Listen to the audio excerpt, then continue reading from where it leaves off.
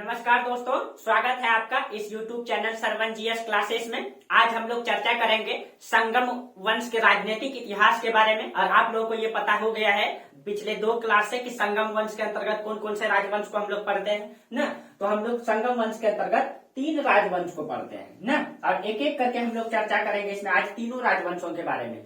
सबसे पहले इसमें हम लोग देखते हैं चेर वंश को ना, उसके बाद इसमें आपका चोल वंश और पांड्य वंश को, पांड्य वंश। और हम लोग पिछले 2 क्लास में ये चर्चा कर लिए थे, सबसे पहला क्लास में, कि ये तीनों राजवंशों ने मिला करके पांड्य वंश की राजधानी में जो है मदुरई में, कपाटपुरम में जो है, ठीक है, संगम साहित्य का निर्माण किया था। तमिल कवियों का संघ बुलाया गया था, यानी कि ये पूरा का पूरा जो तमिल प्रदेश है वहाँ जितने भी बड़े बड़े महान महान कवि हुआ करते थे उन सब को बुला करके जो है बहुत सारे साहित्य का निर्माण करवाया था। पिछले क्लास में हम लोग ये भी चर्चा किए थे। और सबसे पहला क्लास में, दूसरा क्लास में हम लोग ये पढ़े थे, उसमें जो महाकाव्य लिखा गया है जिससे पूरे भारत का इतिहास का पता चलता है ना, जैसे पूरे भारत का भी इतिहास पता चलता है, तमिल का भी इतिहास पता चलता है, भारत की राजनीतिक, आर्थिक, सामाजिक व्यवस्था के बारे में पता चलता है। तो हम लोग उन महाकाव्यों को पढ़े थे कि तमिल काल में जो है 5 महाकाव्य लिखे गए थे ना, जो संगम साहित्य में 5 महाकाव्य थे। उसमें शिल्पाधिकारम,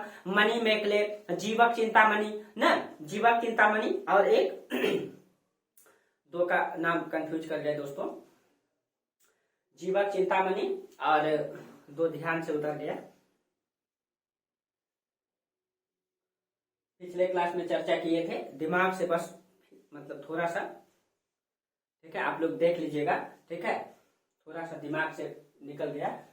अभी मैं बता ही देता हूं आप लोगों को। जीवक चिंतामणि था, और हाँ, वलयपति और कुंडल केसरी, वलयपति और कुंडल केसरी, ठीक है। तो ये 3 मतलब कि हम लोग चर्चा किए थे, ठीक है। चलिए, तो आज हम लोग चर्चा करते हैं इनके राजनीतिक इतिहास के बारे में। उसमें सबसे पहले चेर वंश, ठीक है, सबसे पहले हम लोग एक एक राजवंशों को पढ़ना ही है, तो चेर वंशों को ही पढ़ लेते हैं, ठीक है। फिर हम लोग सभी को एक एक करके चर्चा करेंगे। देखिए चेर वंश, देखिए दोस्तों, इसका जो राजनीतिक इतिहास है ये प्राचीन काल से दिखाई देती है। प्राचीन काल का मतलब हो गया कि जिस समय उत्तर भारत में अशोक का साम्राज्य है, ठीक है, उस समय भी इसका चर्चा है।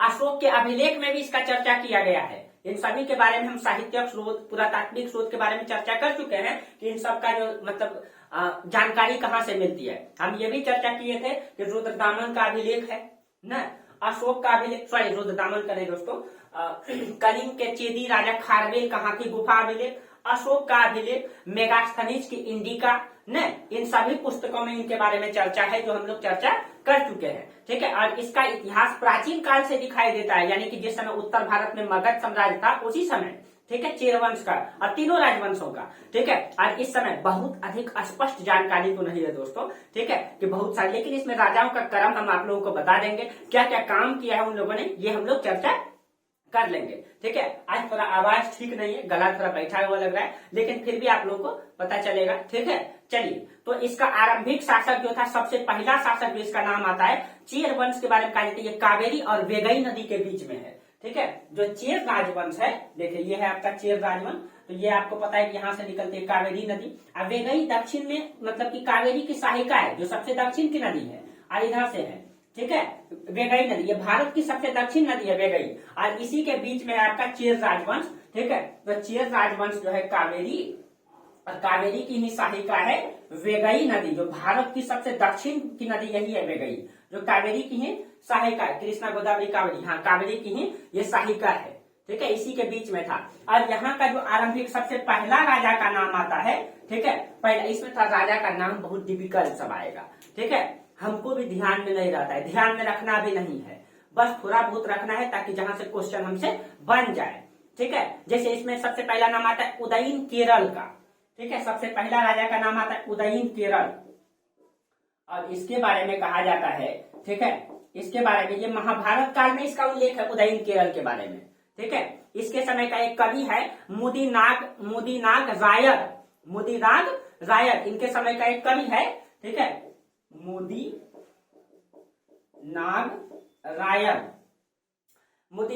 रायर, इसकी एक रचना है परम, इसने जो है, इसने अपनी रचना में परम में जो है इसको वानमन और पेरुंजूरन फिर वानमन और पेरुंजूरन नाम का प्रयोग किया है इसके लिए। ठीक है, इसने एक पुस्तक लिखी है, थोड़ा डिफिकल्ट है दोस्तों, आप लोग मतलब मैनेज करने का प्रयास कीजिएगा। ठीक है, दक्षिण का इतिहास है ही ऐसा। ठीक है, नाम को लेकर के बहुत ज्यादा ये हो जा रहा है। ठीक है, कितना भी पढ़ रहे हैं, हम भी अध्ययन कर रहे हैं, नाम नहीं आ पा रहा है, इसीलिए हम लिखेंगे, नोट्स दे देंगे आप लोगों को। ठीक है, तो आप लोग ये नहीं कीजिएगा, क्योंकि इतिहास है दोस्तों, टफ है। ठीक है, टफ तो बहुत सारा चीजें नहीं, अध्ययन करने से आसान ही हो जाता है, लेकिन थोड़ा सा नाम में हो जाता है डिफिकल्ट। नाम कितना भी कोशिश कर रहे हैं, याद ही नहीं हो पा रहा है। ठीक है, चलिए, तो इसीलिए आप लोग भी, कोई भी इंसान ही दोस्तों, हम लोग भी इंसान ही, सब कोई इंसान ही है। ठीक है, तो बहुत ज्यादा डिफिकल्ट नाम के कारण हम लिख देते हैं। ठीक है, उसने जो है अपनी पुस्तक लिखी है, इसने परम परम इस पुस्तक में जो है इस उदयन राजा को, ठीक है, ये मुदिनागरायर ने उदयन राजा को 2 नामों से संबोधित किया है, वानवर्मन और पेरुंजूरन। वानवर्मन वर्मन, ठीक है, और पेरुंजूरन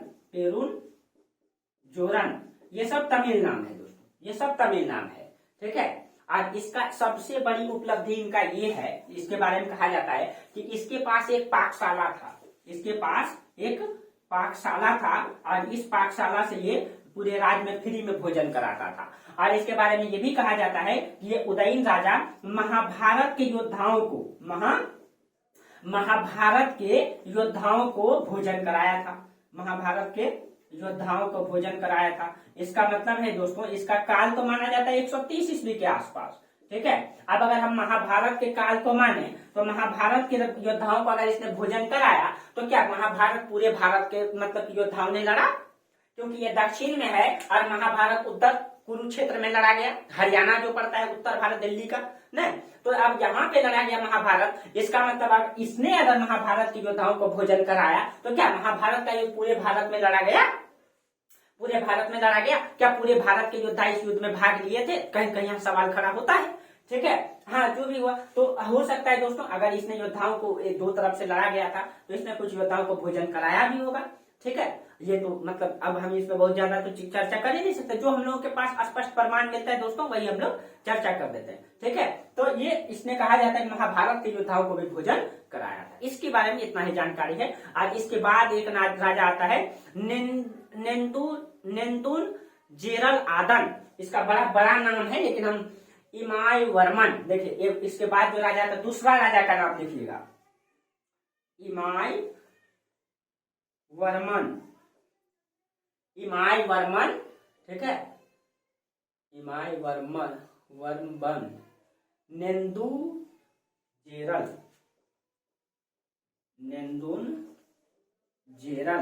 ठीक है, नेंदुन जेरल आदन, ये दूसरा राजा है इसका। और इसका शासन काल जो है 155 ईस्वी के आसपास बताया जाता है। स्पष्ट नहीं है दोस्तों, एकदम स्पष्ट नहीं है। ठीक है, बस माना जाता है, एकदम ये स्पष्ट नहीं है।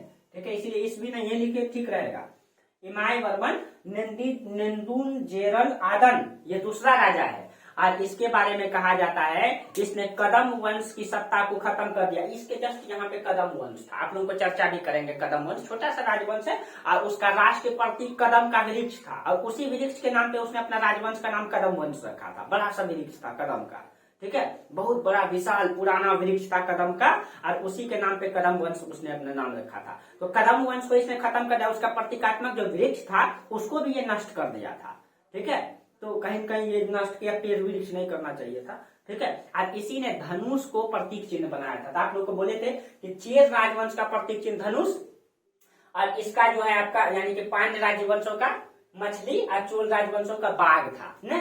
तो इसी ने, याद रखिएगा, धनुष को, ठीक है, धनुष को जो है इसी ने प्रतीक चिन्ह बनाया। देखिए आपको ऐसे याद रहेगा, अगर देखिए ये जो केरल राज्य है ना, ये देखिए ये तीर धनुष की तरह बना हुआ है, ये तीर धनुष की तरह।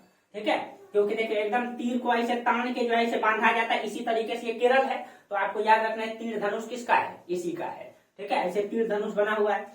देखिए तमिल प्रदेश सबसे दक्षिण में है, तमिल प्रदेश सबसे दक्षिण में है, तो तमिल दक्षिण में है तो पानी वाला क्षेत्रों में तो मछली मारने वही जाएगा, तो ये मछली। और तीसरा चोल ऊपर में तो बाघ उसका है, ये 2 को निकालेगा तो ध्यान में रहेगा। ठीक है, तो ये है उनका प्रतीक चिन्ह, धनुष को इसी ने प्रतीक चिन्ह बनाया था। ठीक है, देखिए उसके बाद राजा कौन आता है,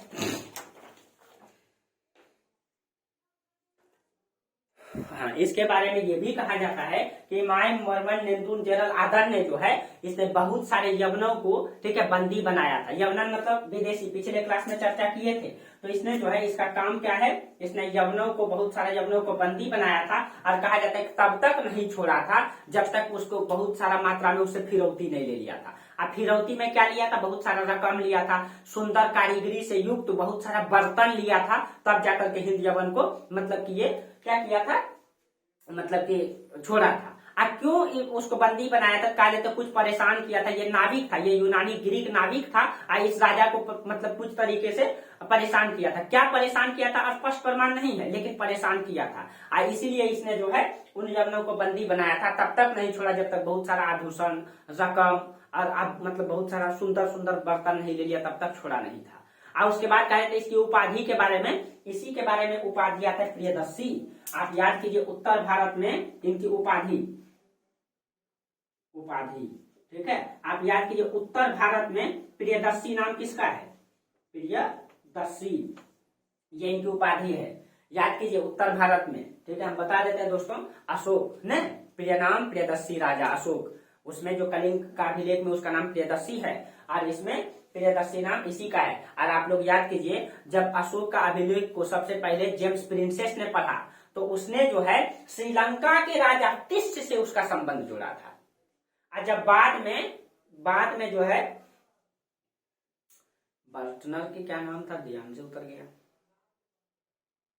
बर्टनर या टर्नर महोदय जब पढ़ा बाद में तो टर्नर महोदय ने बोला नहीं ये प्रियदर्शी नाम किसका है, अशोक का है। पिछले क्लास में हम अशोक को पढ़ाए, वहां चर्चा किए हैं, तो इसका भी नाम प्रियदर्शी है। इसका मतलब ये है दोस्तों, इस समय जो श्रीलंका के राजा थे ये पांड्य वंशों से अच्छा संबंध बनाए हुए थे और हमेशा पांड्य वंश की राजधानी में पूजा पाठ करने के लिए आया करते थे, इसीलिए यहाँ भी प्रचलन में था प्रियदर्शी, यहाँ भी प्रचलन में था प्रियदर्शी की उपाधि और उत्तर में भी इस समय प्रचलन में था, इससे ये पता चलता है। ठीक है, तो ये हो गया दूसरा राजा। ठीक है, अब देखिए तीसरा राजा जो है इसमें सेन गुट्टवन या लाल चीर भी उसको कहा जाता है, सेन गुट्टवन या लाल चीर, ये तीसरा राजा है, सेन गुट्टवन या इसी को लाल चीर भी कहा जाता है। ये थोड़ा योग्य राजा था, ठीक है, ये थोड़ा योग्य राजा था, कहा जाता है ये महान मतलब कि महान प्रारंभिक चीर शासक, संगम युग का सर्वाधिक मतलब कि सुप्रसिद्ध शासक था ये, ठीक है, और सबसे ज्यादा दीर्घकाल तक जीवित रहने वाला कवि जो परनार था उसी का समकालीन था। याद रखिएगा कि ये परनार कवि जो है इसी के समकालीन थे, ये बहुत लंबे समय तक जीवित रहे थे ये परनार, ठीक है, लंबे समय तक जीवित रहे थे, ठीक है। और इसी ने यही सेन गुट्टवन है दोस्तों जिसने की कनग्गी की जो है पूजा, कनग्गी की मूर्ति बनाने के लिए, इसने कहा जाता है सेन गुट्टवन ने मूर्ति बनाने के लिए हिमालय पर्वत से पत्थर मंगाया था, ठीक है, कनग्गी की पूजा करने के लिए हिमालय से, कनग्गी, ठीक है, हिमालय से मूर्ति मंगवाया था और उसके लिए पत्नी संप्रदाय का संस्थापक इसको माना जाता है, ठीक है, पत्नी संप्रदाय, आज ऐसा क्यों हो रहा है पता नहीं, पत्नी संप्रदाय का, ठीक है, इसको संस्थापक माना जाता है, ठीक है। आज इसकी उपाधि ध्यान में रखिएगा, ठीक है, इसकी उपाधि जो है अधिराज, समुद्र को पीछे करने वाला, इसकी उपाधि है अधिराज, और दूसरा उपाधि लिख लीजिएगा समुद्र को पीछे करने वाला, ठीक है, ये इनकी उपाधि मिलता है, ठीक है, इनकी उपाधि ये है। उसके बाद एक राजा आया पेरुंजेरल, ठीक है, तीसरा राजा आया पेरुंजेरल, इधर लिख देते हैं पेरुंजेरल, ये इनकी तीसरा राजा है पेरुंजेरल, और ये कहा जाता है एक महान शासक करिकाल का समकालीन था, ठीक है, अभी करिकाल के बारे में चर्चा करेंगे दोस्तों, ठीक है। और ये जो है परम और अहम की कविताओं से मतलब ज्ञात होता है कि ये पेरुंजेरल की पीठ में क्या हो गया था, दो पुस्तक है, ठीक है, परम और अहम, इसी से पता चलता है इसके बारे में, अहम, ये दो है, ठीक है, परम और अहम की कविताओं, इसकी जो कविता है उसी से पता चलता है कि इसके पीठ में घाव हो गया था युद्ध के मैदान में, जब घाव हो गया था तो कहा जाता है कि ये अपने आप को प्रायश्चित करने के लिए युद्ध के मैदान में ही तलवार रख करके, ठीक है, और मतलब उसको क्या कहते हैं कि अपना जो है भूखे रह करके, ठीक है, और अपना प्राण त्याग दिया था। तलवार ऐसे रख करके, पीठ में जब घाव हो गया था युद्ध के मैदान में, तो तलवार रख करके भूखे रह करके अपनी आहुति दे दिया था इसमें। इसके बारे में पेरुंजेरर के बारे में कहा जाता है, ठीक है। और मतलब इसी के बारे में कहा जाता है। इसके बाद यहाँ के राजाओं का जो है कि बहुत ज्यादा स्पष्ट प्रमाण नहीं मिलता है, लेकिन इसके बारे में कहा जाता है कि गन्ने की खेती की शुरुआत इसने यही किया था, ठीक है। ये बहुत इंपॉर्टेंट है, ध्यान रखेगा, गन्ने की खेती की शुरुआत इसी ने किया था यहाँ, ठीक है। और इस प्रकार से ये माना जाता है, ये अंतिम राजा के रूप में माना जाता है। इसके बाद मतलब इसका बहुत ज्यादा उपलब्धि नहीं दिखाई देता है, और इस तरीके से उस समय का जो चेर वंश है वो धीरे धीरे समाप्त हो जाता है, ठीक है, धीरे धीरे समाप्त हो जाता है, ठीक है। और बहुत ज्यादा उपलब्ध भी नहीं है दोस्तों, प्राचीन काल का इतिहास है, बहुत ज्यादा उपलब्ध भी नहीं लोगों के बारे में जानकारी, ठीक है। दक्षिण का इतिहास है ये, जितना मुझे मिला, जितना जानकारी हुआ मैं आप लोगों के लिए शेयर किया, और इससे ज्यादा मिलता भी नहीं और जहां से ज्यादा क्वेश्चन भी नहीं रहेगा आपका, ठीक है। अब चलिए हम लोग देख लेते हैं चोल वंश के बारे में।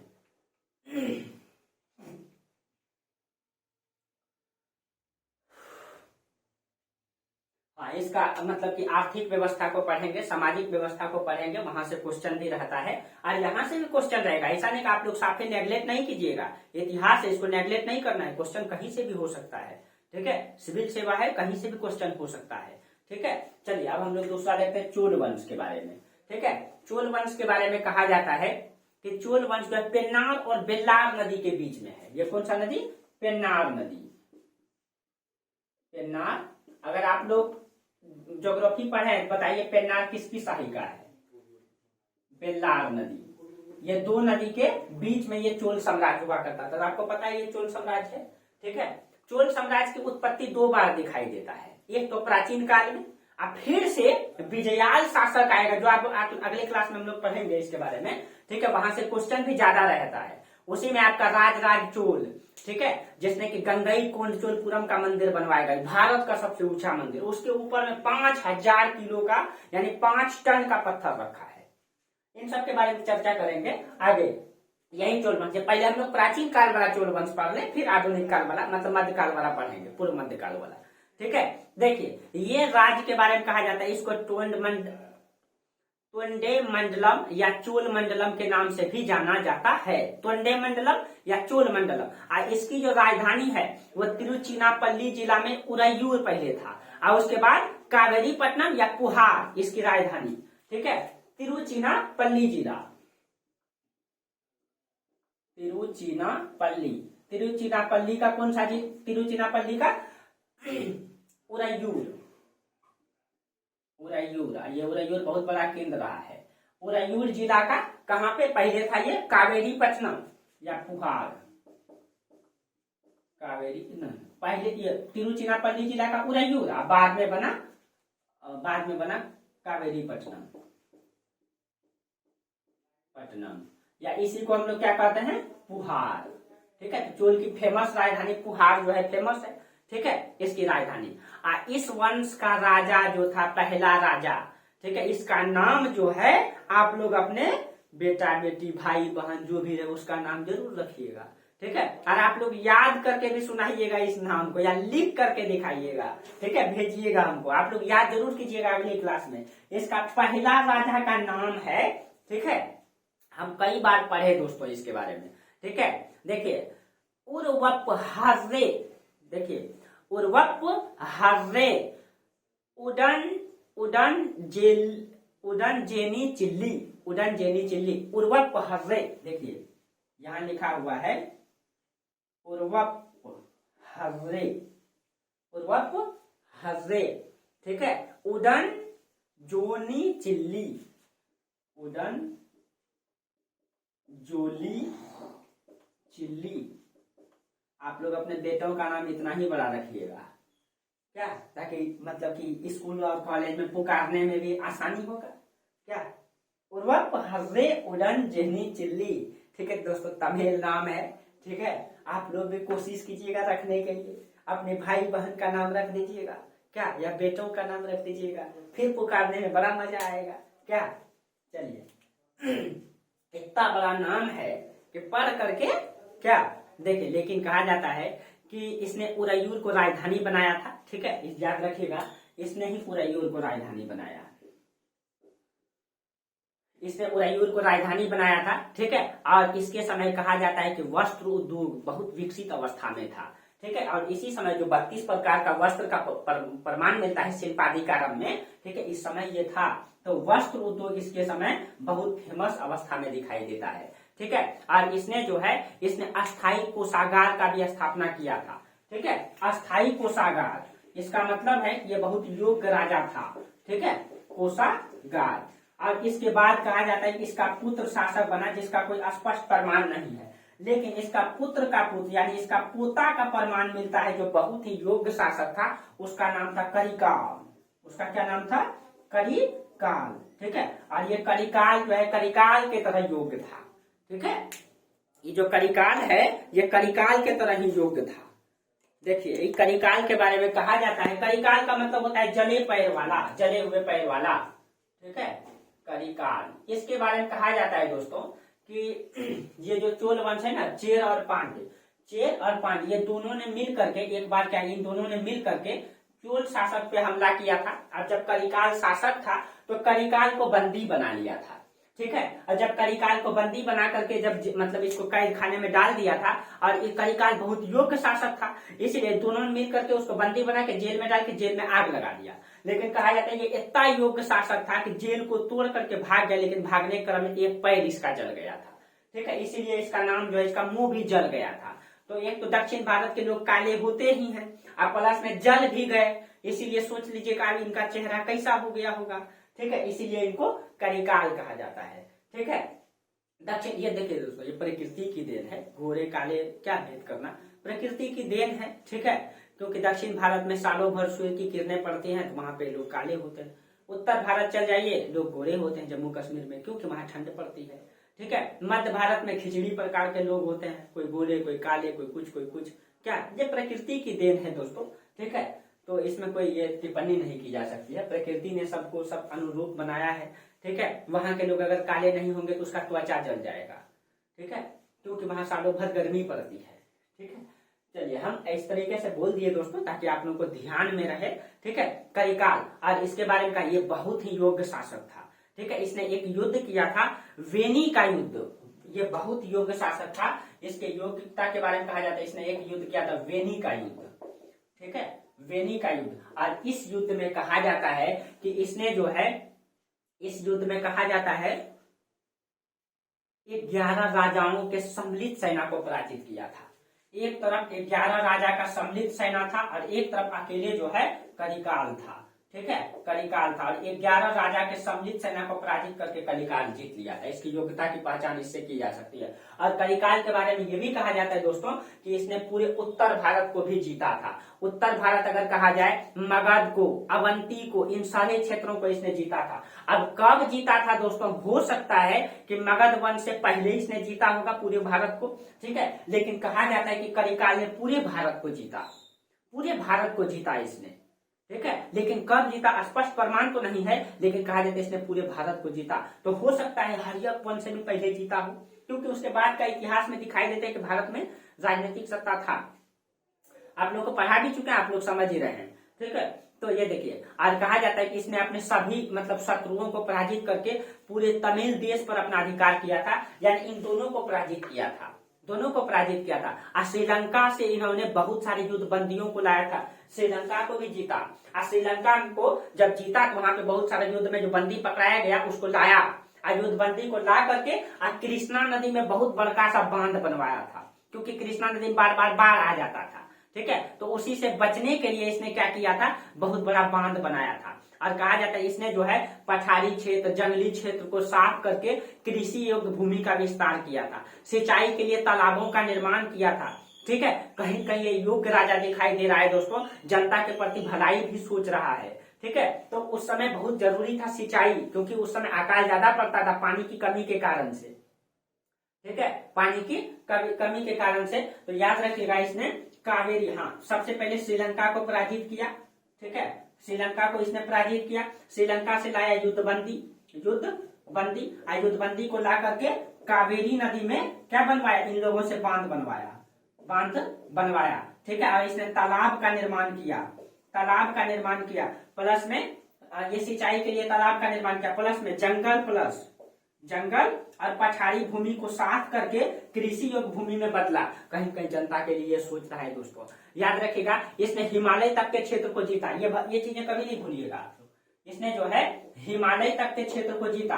अगर हम हिमालय तक का क्षेत्र की बात करें, इसमें उत्तर भारत में मगध, अवंती, इन सब को जीत लिया था। इसका मतलब जो है इसने मगध को भी जीता और इसने अवंती को भी जीता। आपको पता है ये यहाँ पे आपका मगध साम्राज्य है, इधर आपका अवंती है, जो दोनों में हमेशा टक्कर चलता रहा था न। ये भी बहुत ही योग्य शासक। और यही अवंती दो भागों में बटा हुआ था, उत्तर का जो है कि उज्जैनी और दक्षिण का माहिष्मती साम्राज्य। वही माहिष्मती जिसमें बाहुबली पिक्चर बना हुआ है, ठीक है। तो यहाँ का था और ये बहुत ही योग्य था, ठीक है। तो ये इसको भी इसने जीता था, इसके बारे में कहा जाता है उसको भी इसने जीता था, ठीक है। और कलिकाल के बाद एक अंतिम महान शासक आता है इसमें, नेंदुजेलियन, ठीक है। इसमें नाम आता है कलिकाल के बाद नेंदुजेलियन। तो उसके बाद कलिकाल के बाद इधर हम लिख देते हैं नेंदुजेलियन, ठीक है, नेंदुजेलियन। देखिए नेंदुजेलियन के बारे में कहा जाता है इसने पांड्यों और चेर के विरुद्ध सफलतापूर्वक युद्ध किया था। लेकिन कहा जाता है इसने जो है ये पांड्य को भी और चेर को भी, पांड्य और चेर, ये दोनों को इसने पराजित किया था और इन दोनों की सम्मिलित सेना को पराजित किया। और कहा जाता है लड़ते लड़ते युद्ध के मैदान में अंतिम में मारा गया था दोस्तों, ठीक है। लड़ते लड़ते युद्ध के मैदान में मारा गया, लेकिन पीछे कभी नहीं हटा दोनों की सम्मिलित सेना को, ठीक है। याद रखिएगा अंतिम में ये मारा गया था। और 3वीं शताब्दी ईस्वी के पश्चात जो है पांड्यों और चेरों का बाद में जो है, देखिए उत्तर भारत में यहीं पे आपका, सॉरी उत्तर भारत में, इसके उत्तर में यहाँ पे आपका पल्लव है। पिछले क्लास में पढ़ा चुके हैं पल्लव के बारे में, ठीक है। पल्लव है, ठीक है। तो कहा जाता है अंतिम अवस्था में पल्लव ने इस पे आक्रमण किया, ठीक है। और ये दोनों राज्यों पर कब्जा कर लिया पल्लव। और पिछले क्लास में हम चर्चा भी किए थे, पल्लव ने जब कब्जा कर लिया तो इसकी स्थिति क्या दिखाई देता है, खत्म दिखाई देता है, ठीक है। लेकिन ये याद रखिएगा इसका जो क्षेत्र है उरैयूर, ये वस्त्र उद्योग के लिए फेमस है, उरैयूर, ठीक है। ये वस्त्र के लिए फेमस है, ये चीजें ध्यान में रखिएगा आप लोग, ठीक है, उरैयूर। चलिए ये हो गया आपका चोल वंश, ठीक है, चोल वंश। अब हम लोग चलते हैं पांड्य वंश में, ठीक है।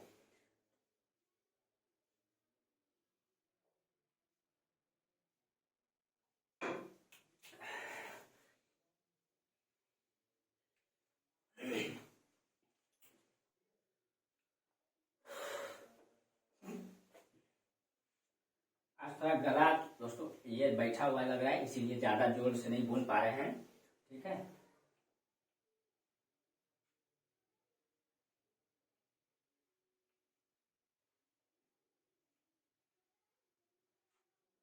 चलिए अब पांड्य वंश को हम लोग देखते हैं, ठीक है। तो पांड्य वंश के बारे में कहा जाता है कि इसका प्रथम राजधानी कोरकई था, ठीक है। प्रथम राजधानी कहाँ था, कोरकई, ताम्रपर्णी नदी के तट पे। इसका प्रथम राजधानी यहां से लिखते हैं कोरकई, ठीक। ये कहां पे, ताम्रपर्णी नदी के तट पे, ताम्रपर्णी नदी, ठीक है। अब बाद में पांड्यों की जो राजधानी बना था बाद में मदुरा, वेगई नदी के तट पे। दूसरी राजधानी, ये प्रथम राजधानी, दूसरी राजधानी मदुरा, यही वेगई नदी जो भारत की सबसे दक्षिणतम नदी, वेगई नदी, ये इसकी दूसरी राजधानी थी पांड्यों की, ठीक है, पांड्यों की दूसरी राजधानी। और दक्षिण भारत के इतिहास में इसको जो है प्राचीनतम राजवंशों में एक माना जाता है, ठीक है। और मदुरै में इन्हीं के दरबार में, मदुरै में आप लोगों को पता है इसी के दरबार में तीनों संगम की स्थापना कहाँ हुआ है, तो तीनों संगम का जो निर्माण हुआ है न, यानी कि संगम मतलब कि जो तमिल कवियों का जो संघ हुआ इसी के दरबार में हुआ, मदुरै में, ठीक है। और अशोक के शिलालेख और रामायण महाभारत में भी इसका उल्लेख है। आप लोग को ये भी चर्चा कर चुके हैं कि इसका उल्लेख जो है अशोक के अभिलेख में है, पिछले क्लास में चर्चा कर चुके हैं। रामायण में भी है इसका उल्लेख न, इसका उल्लेख महाभारत में भी आता है, महाभारत में भी आता है। इन सब चीजों को आप लोग ध्यान में रखिएगा, ठीक है। और ये तमिल संघ के कवियों और विद्वानों को जो संरक्षण देने के लिए अधिक प्रचलित है न, यानी कि तीनों संगम जो हुआ ये तमिल में ही हुआ, ठीक है, ये तमिल में ही हुआ। लेकिन इसमें तीनों राजवंशों ने योगदान दिया, तीनों राजवंशों ने योगदान दिया, ये चीजें आप लोग ध्यान में रखिएगा। ये ज्यादा फेमस क्यों है? फेमस इसीलिए है कि तीनों राजवंशों में पांड्यों में ही तमिल कवियों का संग हुआ। देखिए ये तीनों आपस में खूब युद्ध करते थे, चेर चोल पांड्य खूब युद्ध करते थे, लेकिन जब संगम साहित्य का निर्माण हो रहा था तो आर्थिक मदद तीनों कर रहे थे, ठीक है, ताकि उसका इतिहास को संरक्षित किया जा सके, ताकि उसके बारे में लोग पढ़े, दुनिया याद रखे। लेकिन दुर्भाग्य से दोस्तों समुद्र में उफान आने के कारण वो सारे के सारे पुस्तक क्या हो गए? नष्ट हो गए। ठीक है, चलिए तो अब देखिए, हाँ, जो पांड्य वंश का जो सबसे प्रथम राजा का नाम आता है उसमें नेडियोन का नाम आता है। नेडियोन, नेडियोन ये प्रथम राजा का नाम आता है इसमें, ठीक है, नेडियोन का, ठीक है। और इसमें कई सारा राजाओं का नाम भी आता है, ठीक है। इसमें जैसे कि एक साहित्यिक स्रोत के अनुसार इसका राजा का नाम पहले हम बोल देते हैं। नेडियोन के बारे में पहले चर्चा कर। नेडियोन का अर्थ होता है लंबे कद वाला। नेडियोन का अर्थ क्या होता है? लंबे कद वाला।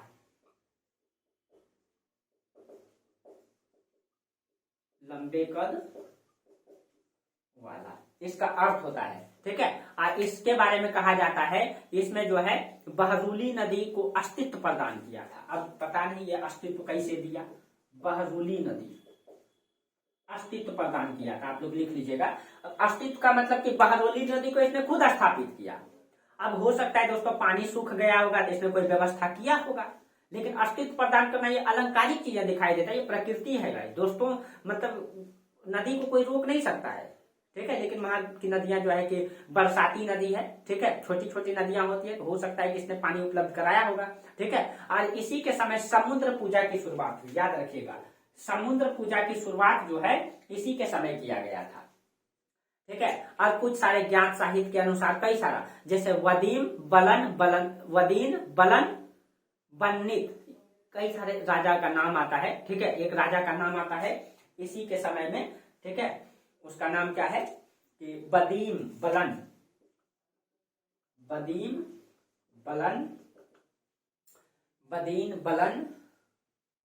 बन्नीत, इसी के समय का एक राजा का ये भी नाम आता है। इस समय स्पष्ट जानकारी ही नहीं दोस्तों, ठीक है। और इसी में एक शासक का नाम आता है मुदु कुदु मिपेरु वलुदी, इसी में नाम आता है मुदु कुदु मिपेरु वलुदी, इसीलिए हम नाम लिख देते हैं दोस्तों। हो सकता है जो ऑप्शन में जो है पूछ दे पांड्य निम्नलिखित में कौन सा पांड्य शासक है, ठीक है। तो आप लोग कम से कम पढ़े रहिएगा, जानकारी तो रहेगा, ठीक है। इसीलिए नाम लिख दे रहे हैं, ये सब राजा का नाम आता है। और ये इसके बारे में कहा जाता है ये महापराक्रमी यज्ञ करता था, और कवियों का मतलब कि आश्रयदाता भी इसको कहा जाता है। तो याद रखिएगा ये महान पराक्रमी यज्ञ करता और कवियों का आश्रयदाता के रूप में इसको जाना जाता है, आप लोग लिख लीजिएगा, ठीक है। और अन्य राजाओं में इसमें से और कई सारा राजा का नाम आता है, जैसे हम लिख देते हैं। इसमें से आपका है मदीवन पोरके, इसके बाद बोला मदीवन पोरके, ये भी राजा का नाम आता है। इसके बाद इलमेरू,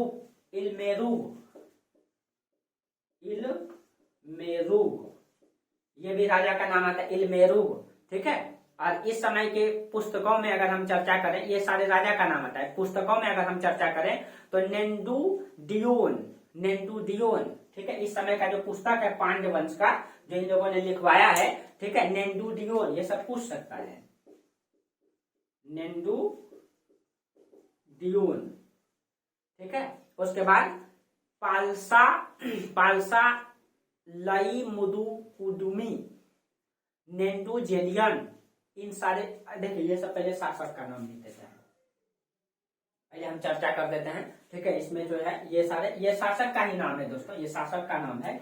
लेकिन एक अंतिम शासक है नेंडू जेलियन, और ये बहुत ही फेमस शासक है नेंडू जेलियन। आपको याद है पिछले क्लास में नेंडू जेलियन, यही नेंडू जेलियन है दोस्तों, ठीक है। सबसे पहले इसकी उपलब्धि के बारे में कहा जाता है इसने एक युद्ध किया था जो पूछा जा सकता है, ठीक है, तलैया लंगानम का युद्ध, तलैया लंगानम का युद्ध। लेकिन ये इसके लिए फेमस नहीं है, ये फेमस इसके लिए है इसी के समय में शिल्पाधिकारम जी की जो घटना है, शिल्पाधिकारम, शिल्पाधिकारम में जो पात्र है, ठीक है, कोवलन माधवी, कोवलन की पत्नी हो जाएगा कनग्गी, और इसकी प्रेमिका हो जाएगी माधविका। आपको याद है, ठीक है, कि ये कोवलन को यही नेंडुजेलियन शासक ने जो फांसी दे दिया था, और उसी में जो है कनग्गी जब शराब दिया था तो इसका साम्राज्य ध्वस्त हो गया था। पिछले क्लास में हम चर्चा कर चुके हैं इस कहानी के बारे में। इसीलिए नेंडुजेलियन इसके लिए बहुत फेमस शासक है, ठीक है। और इसी के बारे में कहा जाता है जब इसका साम्राज्य जो शराब देने से ध्वस्त हो गया, उसके बाद पांच शासक का इतिहास दिखाई नहीं देता है। और इसके बाद जो पांच शासक का इतिहास दिखाई देता है, ये कब, तो अब फिर से देखिएगा पांडव वंश की उत्पत्ति 600 के आसपास दिखाई देती है। और ये सब बीसी का इतिहास है, ठीक है। बीसी और 300 ईस्वी के आसपास में ये इतिहास खत्म, और फिर 600-700 ईस्वी यानी पूर्व मध्यकाल में ये इतिहास इसका दिखाई देता है। इसीलिए अब जो हम लोग चोल वंश को पढ़ेंगे पूर्व मध्यकाल, वहां से क्वेश्चन भी ज्यादा रहता है, क्वेश्चन भी ज्यादा रहता है। तो आप लोगों को इनका नोट्स दे देंगे दोस्तों, आप लोग इसको कंप्लीट से लिख लीजिएगा और इसका नहीं छोड़िएगा नहीं। देखिए क्वेश्चन कहीं से भी पूछ सकता है। सिलेबस का मतलब है कि हम लोग अच्छा से ईमानदारी पूर्वक मेहनत करें, हम अपनी तरफ से गलती ही ना करें। क्वेश्चन कहीं से दें, हम अपनी तरफ से गलती करने का प्रयास ही नहीं करेंगे। क्यों एक दो टॉपिक छोड़ करके दिमाग में टेंशन रखेंगे? क्वेश्चन कहीं से भी पूछे, हम उसको बनाने के लिए सक्षम रहेंगे। कब? जब हम अपने सिलेबस को पूर्ण रूप से पढ़ेंगे, ठीक है। चलिए, इसीलिए छोड़ना नहीं है, ठीक है। और अगले क्लास में जो चोल वंश के बारे में चर्चा करेंगे, वो जो चोल रहेगा वो आपका पूर्व मध्यकाल का रहेगा। उसमें आपका राजराज चोल, राजेंद्र चोल, इन सब के बारे में जो बहुत ही योग्य शासक है उससे क्वेश्चन भी पूछा जाता है, ठीक है। विजयाल जो संस्थापक के रूप में जाना जाता है न, तो अगले क्लास में इसके बारे में चर्चा करेंगे। आज यहीं तक रहने दीजिए, तब तक के लिए आप लोगों को बहुत बहुत धन्यवाद। हाँ, आप लोगों को वीडियो अच्छा लगता है दोस्तों तो आप लोग सपोर्ट जरूर कीजिए, आगे जरूर बढ़ाइए, ठीक है, ताकि मैं आप लोगों के लिए और बेहतर से बेहतर कर पाऊं, ठीक है। और आप लोगों का सहयोग से ही ऐसा हो सकता है, ठीक। चलिए, तो आज हम लोग यहीं तक चर्चा करते हैं। तब तक के लिए आप लोगों को बहुत बहुत धन्यवाद। Thank you.